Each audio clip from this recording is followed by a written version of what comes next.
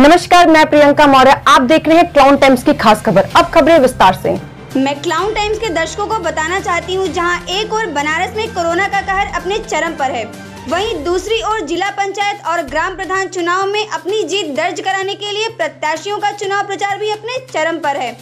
Corona कहर से बेपरवाह प्रत्याशियों में से कई इन दिनों या तो अपने परिजनों को खो चुके हैं अथवा पूरा परिवार अचानक वायरल फीवर की चपेट में आ गया है और कोरोना के डर से अपने घरों में सिमट गया है। इसी का फायदा उठाकर उनके विरोधी ऐसी हवा उड़ा रहे हैं कि अब वे चुनावी मैदान से बाहर हो गए हैं। ऐसी हवा काशी विद्यापीठ सेक्टर 3 की सबसे मजबूत प्रत्याशी पूनम मौर्य को लेकर उड़ाई गई, जिसे उनके पति कुंवर वीरेंद्र ने सिरे से खारिज करते हुए कहा कि हम लोग पूरे जोश खरोश के साथ चुनावी प्रचार में जुटे हैं। बताते चले कि कुंवर वीरेंद्र सिंह पूर्व में जिला पंचायत सदस्य रहे हैं और इनका पूरा परिवार शिक्षा जगत से जुड़ा हुआ है। इनका विद्यालय महात्मा जेएफ पब्लिक स्कूल किसी पहचान का मोहताज नहीं है।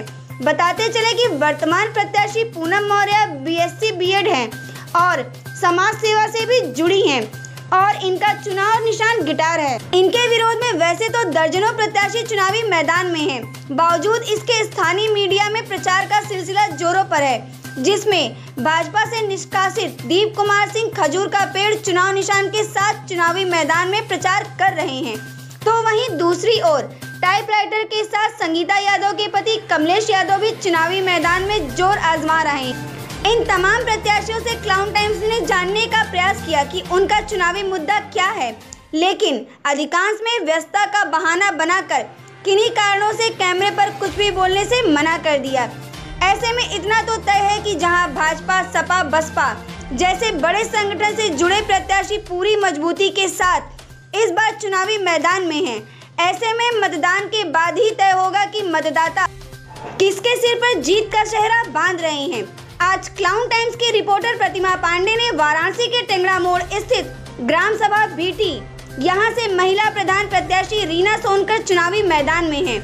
इनका चुनावी मुद्दा क्या है और कोरोना की इस कहर विकट परिस्थिति में वे अपना चुनाव प्रचार कैसे कर रही हैं। हमारे साथ हैं भीटी ग्राम सभा की प्रधान प्रत्याशी रीना सोनकर।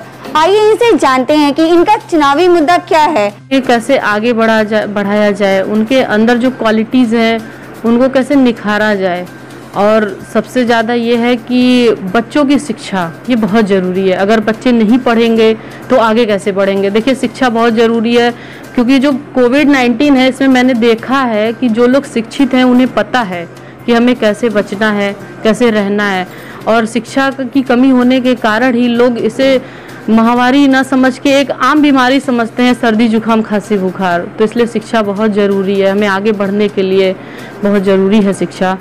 और जो लड़कियों के अंदर जो क्वालिटी होती है, गाने की क्वालिटी, कला की क्वालिटी, खेल कूद का होता है, मैंने अक्सर गांव में देखा कि लोग उसे दबाते हैं उसको। तो इस वजह से मैंने सोचा है कि अब हम पढ़े लिखे तो हैं ही, तो जब हम ग्राम प्रधान बन जाएंगे तो किसी एनजीओ से मिल करके बच्चों के गुणों को निखारने के लिए उसका प्रयास किया जाएगा, क्योंकि हर परिवार सक्षम नहीं है कि उनके गुणों को निखारे। इसलिए मेरा यही प्रयास रहेगा कि मैं अपने गांव की बहू बेटियों के गुण को बाहर निकालूं और उन्हें आगे बढ़ने का एक जरिया दूं।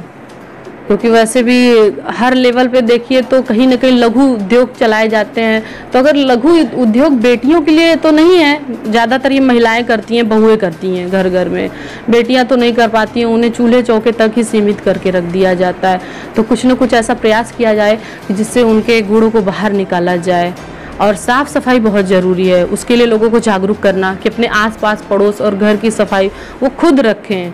वो ये ना समझे कि कोई प्रधान है, कोई सरकार है तो वो उनकी जिम्मेदारी है। हमारे आसपास का वातावरण तो हम खुद ना स्वच्छ रखेंगे, क्योंकि मोदी जी भी तो खुद झाड़ू उठा करके झाड़ू लगाते हैं, सफाई करते हैं। इससे हम छोटे नहीं होते हैं, इससे हमें खुद सोचना। रीना जी, भीटी ग्राम सभा के निवर्तमान प्रधान कौन हैं? आपके खिलाफ कितने प्रत्याशी चुनावी मैदान में हैं और आपकी सीधी टक्कर किसके साथ है?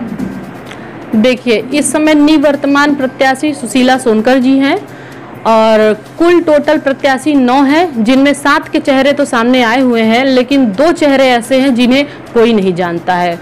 और उनका चुनाव चिन्ह है इमली और कार। अब ये तो मुझे भी नहीं पता कि कौन सा चेहरा है जो सामने नहीं आया है, लेकिन गांव समाज के लोगों के लिए ये बहुत चिंता की बात है। लोगों का वोट खराब हो जाएगा, लोगों को पता नहीं रहेगा कि हमें कौन से प्रत्याशी को वोट देना है, इसलिए मुझे नहीं लगता कि ऐसा करना चाहिए लोगों को। मेरी सीधी टक्कर उन 7 प्रत्याशियों से है जो सामने है इस समय। लेकिन यह तो मतदान के बाद ही तय होगा कि अब की बार बीटी में कौन बनेगा प्रधान। जिला पंचायत और ग्राम प्रधान के चुनाव की पड़ताल के लिए क्लाउन टाइम्स का सफर आगे भी जारी रहेगा। क्लाउन टाइम्स की खबरों को आगे भी देखने के लिए हमारे YouTube चैनल को सब्सक्राइब करें, लाइक करें, बेल आइकन पे प्रेस करें। क्लाउन टाइम्स की खबरों को Facebook पेज पे देखने के लिए लाइक जरूर करें।